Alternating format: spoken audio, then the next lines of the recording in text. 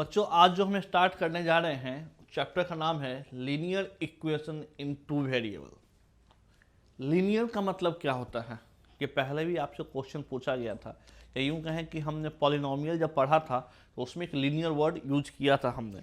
तो लीनियर की अगर बात करें कि लीनियर क्या होता है, लीनियर का मतलब होता है रैखिक।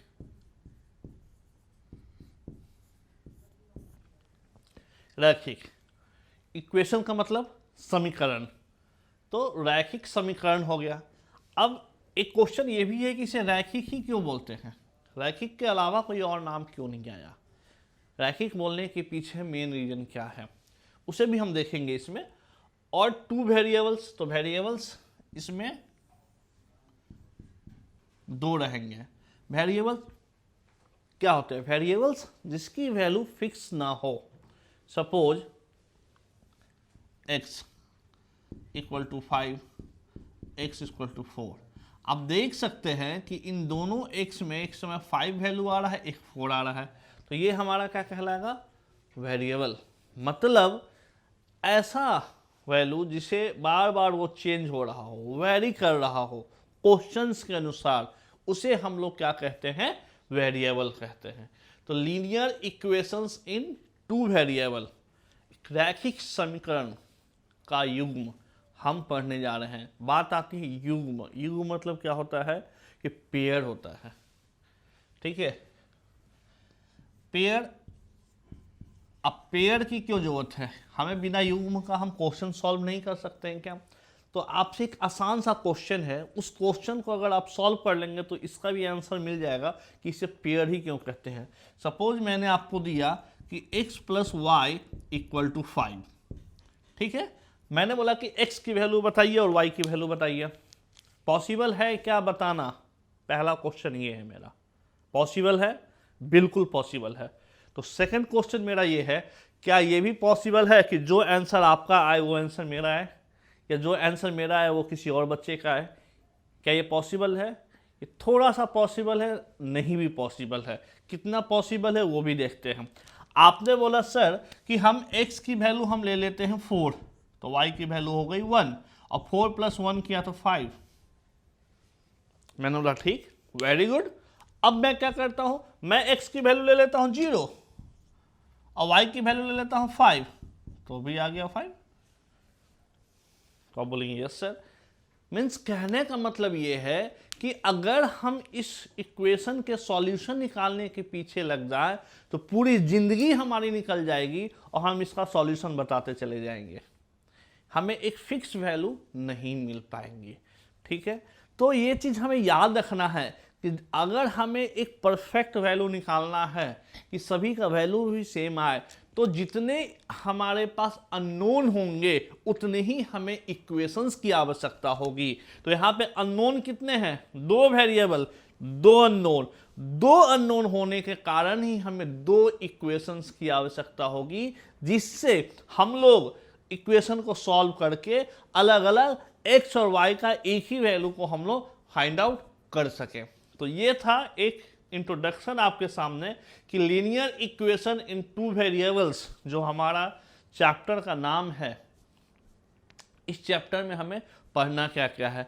तो इस चैप्टर में हम इस समीकरण को सॉल्व करना सीखेंगे दो मेथड से। एक मेथड होगा हमारा ग्राफिकली, मतलब ग्राफ की हेल्प से हम इसमें ग्राफ भी ड्रॉ करेंगे। आप एक चीज और भी ध्यान देना है आपको कि अगर आप इन दोनों इक्वेशन, जो दो इक्वेशन होंगे आपके पास, इन दोनों इक्वेशन के लिए ग्राफ ड्रॉ करते हैं तो क्या पॉसिबिलिटीज आएगी, इसे भी हम पढ़ेंगे। सेकंड, हम जो इस इक्वेशन का सॉल्यूशन पढ़ेंगे वो अलजेब्रिकली पढ़ेंगे कि अलजेब्राई मेथड से हम इसे सॉल्व करेंगे और उसमें हम वैल्यू फाइंड आउट करेंगे कि x की वैल्यू क्या होगी और y की वैल्यू क्या होगी। तो आइए एक एक करके हम पढ़ते हैं linear equation in two variables के सॉल्यूशन को सॉल्व करना, किस तरीके से इसे हम सॉल्व कर सकते हैं। एक जो हमारा रैखिक समीकरण होता है वो a1x plus b1y plus c1 equal to 0। क्या यूं कहें कि ax plus by plus c equal to 0, ये हमारा लीनियर इक्वेशन का फॉर्म है। दो वेरिएबल में एक्स और वाई वेरिएबल है हमारा और ए बी सी एक रियल नंबर है। तो लीनियर इक्वेशन में दो वेरिएबल में लीनियर इक्वेशन का जो फॉर्म होता है वो फॉर्म इस तरीके से होता है। और सेकंड, ये तो हमारा दो का पेयर गिवन होगा तो इसे हम a1 से डिनोट कर लेंगे, सेकंड होगा उसे हम a2 से डिनोट कर लेंगे। तो यहाँ से हो जाएगा a1x plus b1y plus c1 equal to 0 और दूसरा होगा a2x plus b2y plus c2 equal to 0। हमने पहले के अध्याय में भी हमने ये पढ़ा था कि ग्राफ कैसे बना सकते हैं।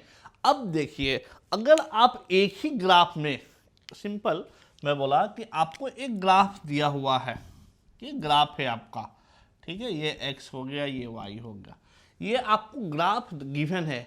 इस ग्राफ में जब आप किसी दो लीनियर इक्वेशन को आप ग्राफिकली शो करते हैं तो क्या क्या पॉसिबिलिटीज हो सकती है। सपोज दो लाइन आएंगी, दो लाइन है, मतलब कि दो लाइन की पॉसिबिलिटीज, या तो वो एक बार कट कर दे, पहला पॉसिबिलिटीज कि दो क्या करेंगे आपस में कट कर दे। दूसरा पॉसिबिलिटीज क्या होगी कि वो दोनों पैरेलल हो जाए, समानांतर एक दूसरे के पैरेलल हो जाए, कभी मिले ही ना। और तीसरा क्या हो जाए, तीसरा हो जाएंगे ओवरलैप, इसी के ऊपर ओवरलैप कर जाएंगे, मतलब एक दूसरे के ऊपर ही वो ओवर, एक ही लाइन के ऊपर दूसरा इक्वेशन का भी लाइन आएगा। तो ये तीन पॉसिबिलिटीज बन सकती है। इन तीन के अलावा कोई पॉसिबिलिटी संभव है तो आप बताइए। कोई भी पॉसिबिलिटी संभव है नहीं। यही तीन पॉसिबिलिटीज हमें संभव है कि जब हम दो लीनियर इक्वेशन के पेयर को एक ही ग्राफ में अगर ड्रॉ करते हैं तो इसका क्या अर्थ है। सिंबल, हम अगर इसकी सिंबल से हम पहचानना चाहें कि इस तरीके का ग्राफ गिवन हो तो इसका अर्थ क्या है, तो इसका अर्थ ये है कि अगर ये एक बार कट करती है तो इसका अर्थ हो जाएगा कि इसका एक ही सॉल्यूशन होगा, मतलब x और y एक ही वैल्यू होगी जहां वो एक दूसरे को कट करती है। सेकंड वाले में ये दोनों आपस में कहीं मिल ही नहीं रही है क्योंकि पैरेलल है, पूरे लाइफ टाइम हम इसको बढ़ाते हुए चले जाएं ये आपस में मिलेगी ही नहीं।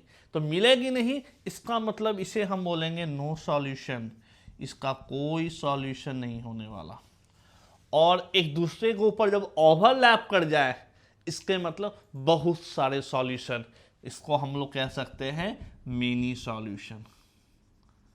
ये हमारा हो जाएगा मेनी सॉल्यूशन। तो ये तीन पॉसिबिलिटीज बनती है जब हम किसी लीनियर इक्वेशन को ग्राफ के मेथड से शो करते हैं, उसे बनाते हैं।